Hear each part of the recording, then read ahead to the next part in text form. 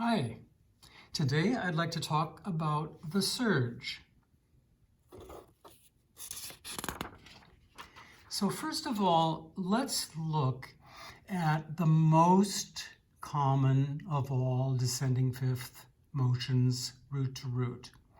If you're in G major, a progression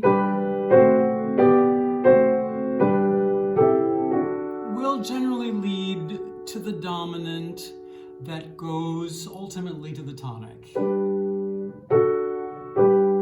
And in this particular case, D, F sharp, and A create 5. There's no dissonance, consonant dominant chord, consonant tonic chord, one after the other. But it's also possible to make that dominant chord dissonant through the addition of a minor seventh. So here with Beethoven, we start with tonic.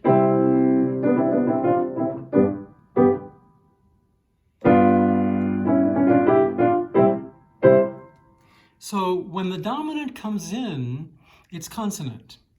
It's the 8. Then the 7 comes in. So G goes down to F, B against F is diminished fifth, G against F is minor seventh. So that F ultimately resolves to E when the tonic comes in again. Or a third choice, you just start with the dissonance. Okay, so here it's consonant, consonant leading into dissonant, or dissonant. I think that covers all the choices.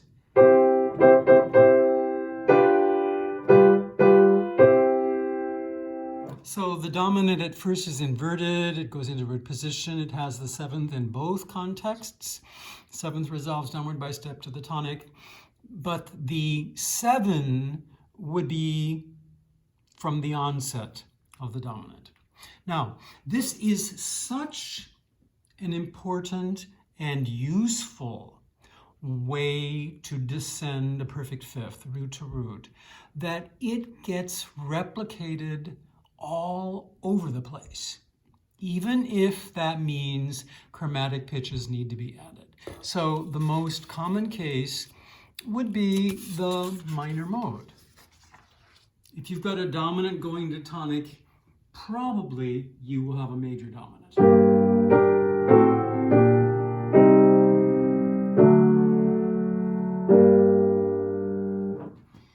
So despite the key signature, the dominant comes in with a major third and then resolves to the tonic.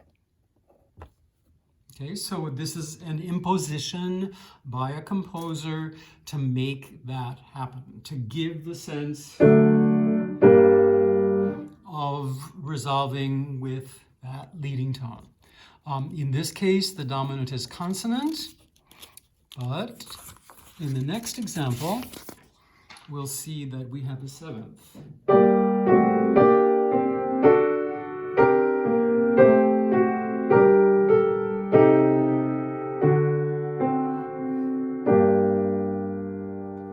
So from earlier in the measure, we have a leading tone F sharp. It's going to be true there as well. So the dominant, it has a raised third from the onset, and it attains the dissonant 7th prior to resolution on tonic.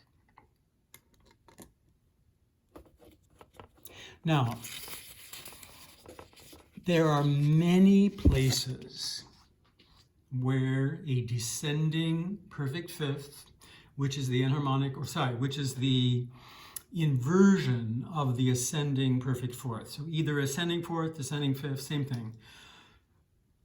We talked about this with the 5-6 shift. D and F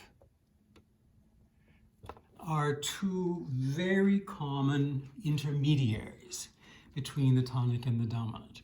And we learned in the other video how a 5-6 shift could be applied when the interval is an ascending second from root to root. And in this video, I want to present how the ascending fourth, perfect fourth, or descending perfect fifth, so D down to G, D up to G, either way, or C to F, these are prime locations for the same thing we saw with that dominant in the minor mode. That this 2 chord, which in the major mode is minor, in the minor mode is diminished, this 2 chord may transform itself into major quality, and it might attain a dissonance. So remembering from the earlier slide, it could be 5-3 position entirely, it could be 8 into 7, or it could be simply the dissonance from the onset. So here you might actually have a natural going into the sharp. So the the chromaticism is attained gradually, or you could have it from the onset. Okay, so you got some choices there. And if it's a minor chord, simply changing it into major quality is enough to give the impact of a surge. Okay, because it's out of the ordinary, it attracts the ear. However, if one wants more potency, either at the onset or gradually, that chord may attain a dissonance. So from your tonic, and then supertonic, so minor quality becomes major as the 7th, or one at a time.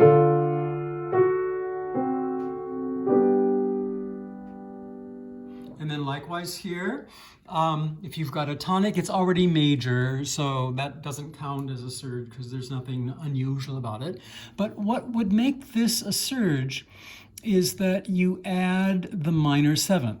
In other words, we have to rely on what happens with a dominant 7th chord.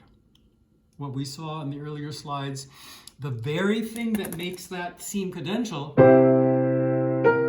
is the minor 7th added to the major triad.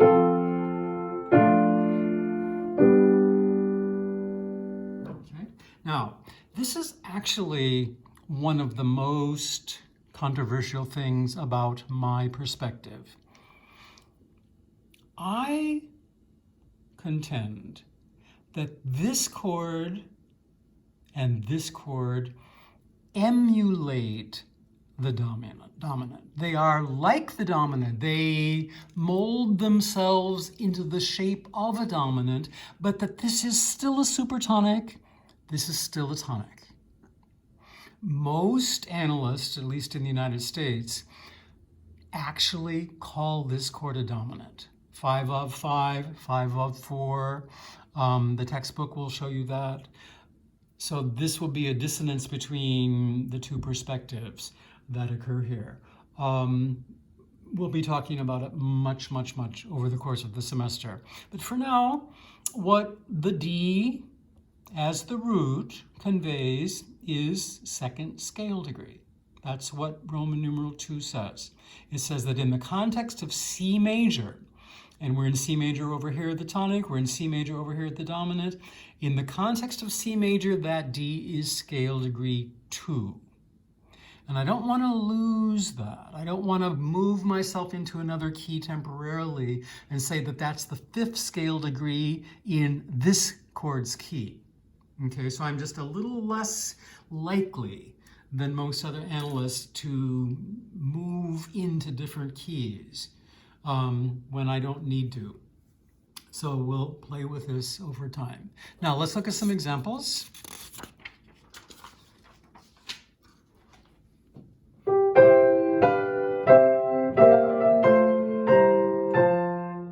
Okay, so relating to the embellishment video, if you've got a tonic C, E, G, the D, B, F notes that I just drew there can be used to connect or to embellish the tonic.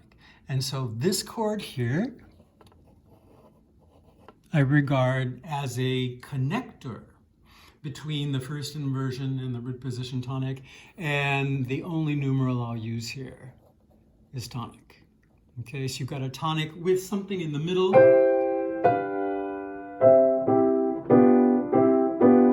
That's this idea, something else happens here. And then with my F chord, same thing. And I apply a little chromaticism with a B flat there. And then back to the F. So that this chord is connective between the first inversion and the root position of 4. Okay, so this excerpt doesn't give you a complete harmonic progression. It goes from the tonic to the subdominant. But when you're going 1 to 4, from now on, you should be looking out for the possibility of a surge. Okay, so C, E, G, you add a B flat to it. Doesn't matter where it is. This happens to be in the bass, so the chord's in 4/2 position. But in my analysis, I'm going to say 8, flat 7. So in terms of root 1, scale degree 1, that we've got, minor 7th is added. So let's keep those separate. So the 4/2 is the position of the chord, but 8 to flat 7 is the consonant to dissonant relating to what we saw earlier with 8 to 7. Okay? And so it sounds like this. Consonant, dissonant. So this moment pushes the tonic forward towards 4. That's why I invented the word for this surge. It surges. It has extra intensity of 1 to 4. 1 to 4 happens anyway without a surge, but if you want it to have more oomph, you have to do something such as add that dissonance. Okay, here's another one.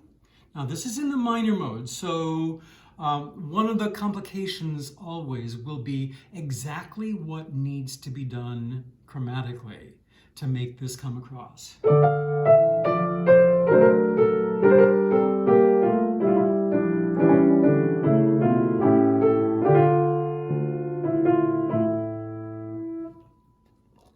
Okay, so again, we've got 1 going to 4, but now we have it in the minor mode. And so what we need to do here is that the natural 3, the pitch F, converts to F sharp.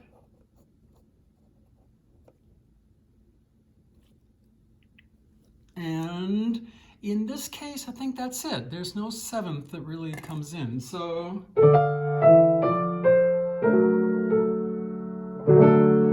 but in the minor mode, the imposition of this chromatic pitch is sufficient to give the sense of surge.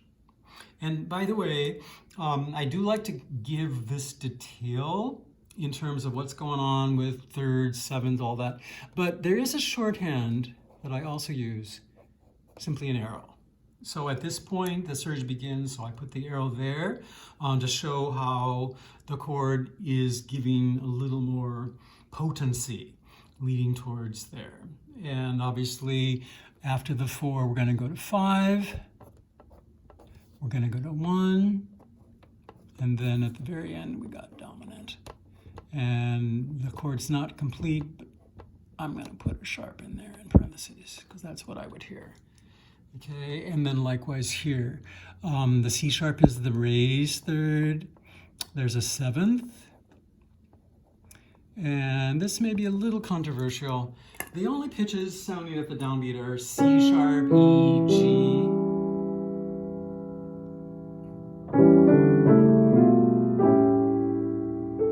You got A's all over the place later on. There's an A here, there's an A here, there's an A here. Root's missing. Okay, and I'm going to keep this label for the whole measure. So sometimes you got to wait for everything to fall into place. Okay, I think that's happening there. You might want to give a label to this. It's diatonic, so you don't need to write anything else, but just maybe put the 7th there. It's in 4/2 position. You got a G minor chord.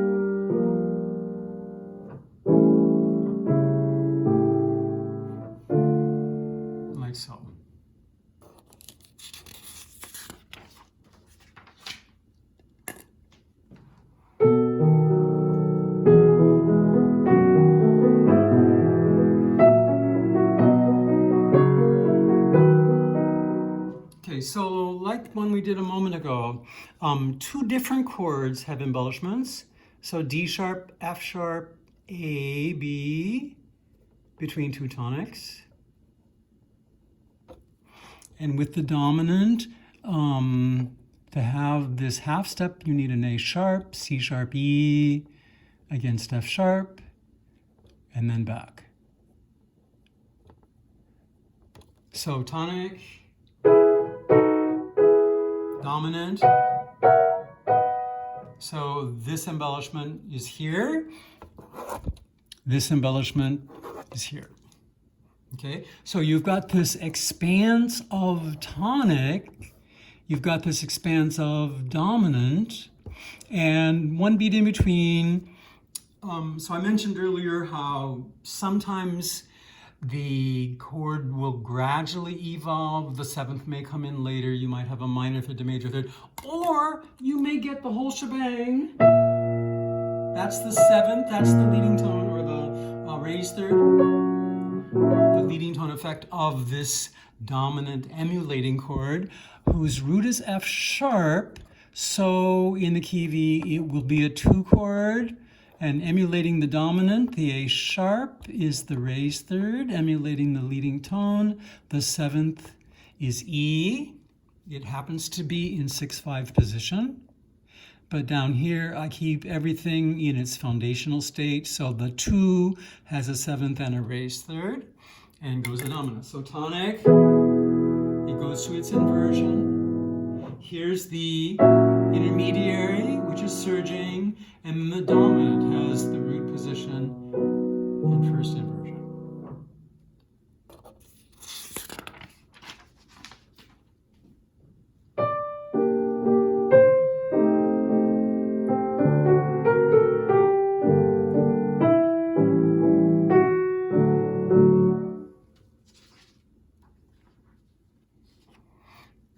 So over here in the Mendelssohn, because we're in the major mode, we're raising the 4-scale degree. We don't need to do anything else chromatically. But here in the Chopin, we're in the minor mode. So the E must be raised from the diatonic E flat to E natural, as well as the raised third. So here's my tonic, here's my A, C sharp, E natural, G, and then D. So this dominant is major, so we talked about that earlier. The tonic starts a measure earlier. I'll put that in here, in root position. There's a diatonic supertonic here, with seventh, dominant here with seventh, and this dominant is major, and then the tonic, and then this would be the supertonic. Now, if you want to just do that, that is adequate, but I prefer that we see the detail. So we have a raised third. That's the C sharp. The E is raised. And the G, sorry, that's a 5. And then the G is a 7. So officially, this is the version that I like. This is not as precise because, for example, it doesn't tell you whether or not there's a 7th present. In later work, we're going to have 9ths as well. It tells you enough that you know there's a raised third, but it doesn't tell you precisely how the chord is spelled. Okay? So you have a diatonic supertonic, you have a dominant emulating, surging supertonic, twice going to the dominant.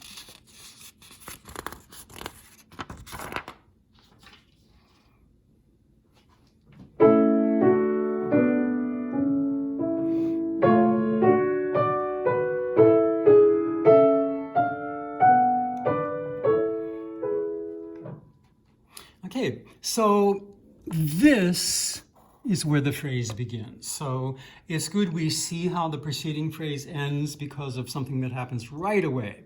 Now, one of the possibilities for embellishment, it's not the most common one, would be these three notes above the tonic. So 5, 3, 6, 4, 5, 3, but you add the second as well. And that's what happens here at the end of the preceding phrase. So all those three of those notes are there as embellishments of the tonic.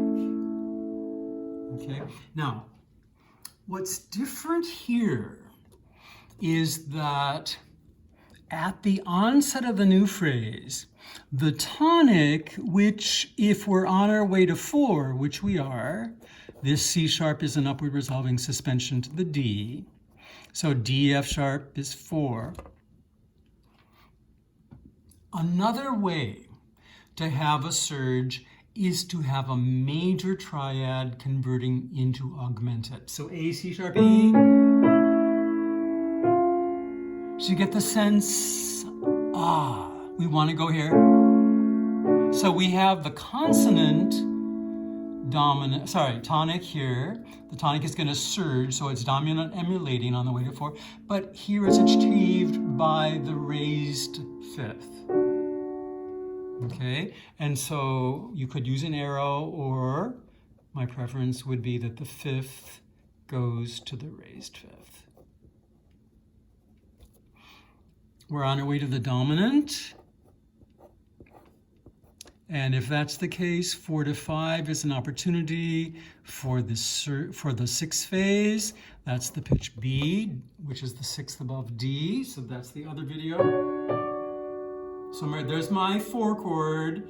The 6th phase comes in. This A is an accented passing note. It's not quite a cadential 6/4 at this point. We're going to see one later. But it leads down to the leading tone. So here's my dominant. The D comes in, so you have a 4-2 position ultimately. So I think I'm going to show that as 8 into 7. So there's no 7th at first. But as we say, you can either have it eventually, at the beginning, not at all. Those are the 3 choices.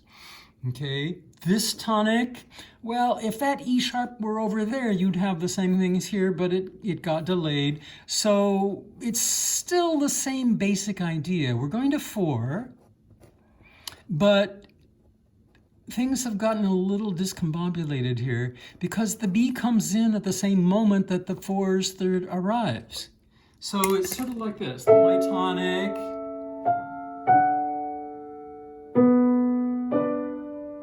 so 4 is there, but at the same time, the 6th phase pitch unfurled in the bass and then in the inner voice on the way to the dominant. So composers sometimes do like to make things a little mucky, and that's actually a compliment. It makes life more interesting.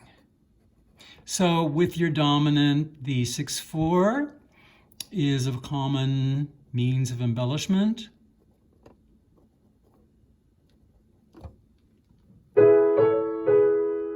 And here you get it as a connector, the 6/4 into 5/3, connecting the notes of the 6th phase of 4 and the notes of the dominant.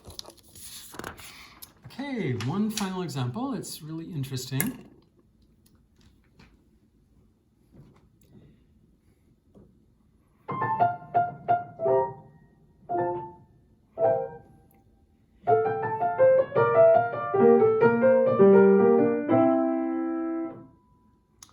I'll play it again in a minute.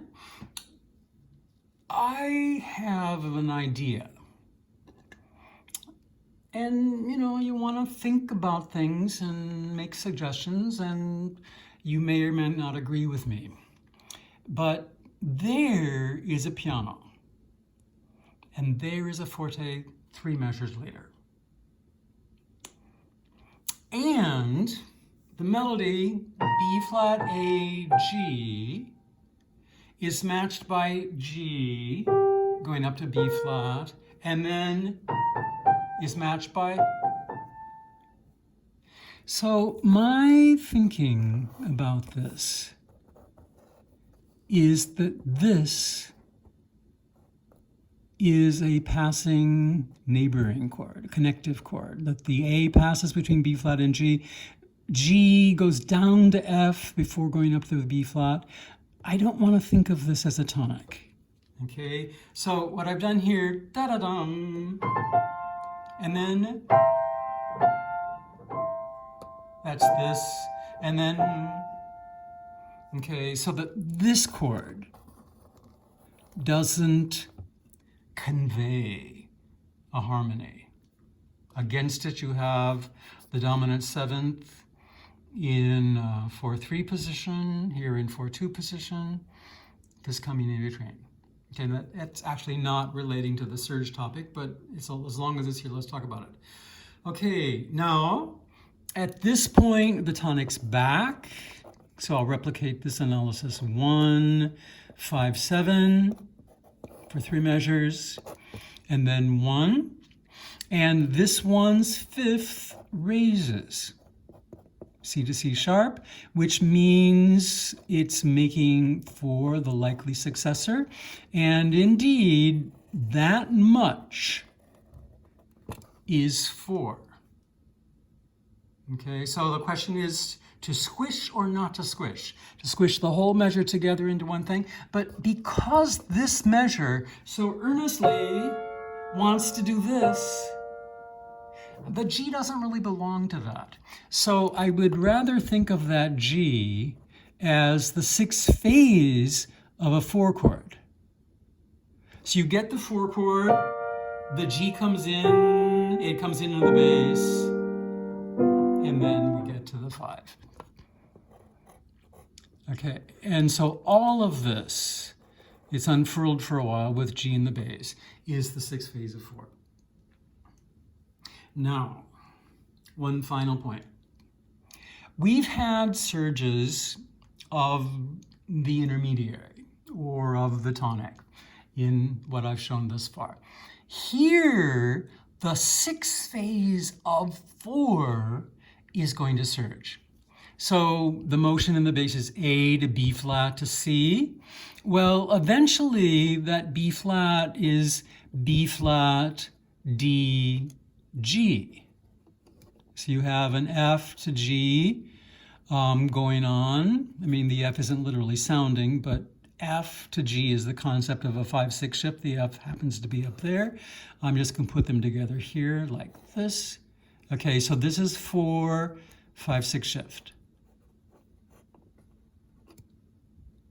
Okay, but once that happens, particularly when you get the root in the bass, the root of this entity, with this happening, the raising of the 3rd and the adding of the 7th, then instead of the G being merely the 6th phase of 4, I think it does begin to take on the duties of a root. So in other contexts, I have preferred not to use Roman 2 for this chord, but what I'm going to do here is to say equals 2. And then I'll show that its octave goes to 7. That would be the F here. Let me get that up. So the F there is the 7th. The B natural comes in. So you've got the minor 3rd, the diatonic 3rd. You've got the major 3rd. So the 6th phase of 4 ends up being the venue for a further layer of activity, of dissonant addition, of chromaticism before we get the resolution to the dominant. Okay, and so I put this label within parentheses. I put an equal sign at the left edge, and that shows how this diatonic 6th phase then moves into a more dynamic state, which we call a surge. Okay, and so we've got our tonic at the beginning. That's dominant, and then tonic. It surges 4, sixth phase. Here's the unfurling of the sixth phase. And its surge on the way to the dominant. So from measure 5.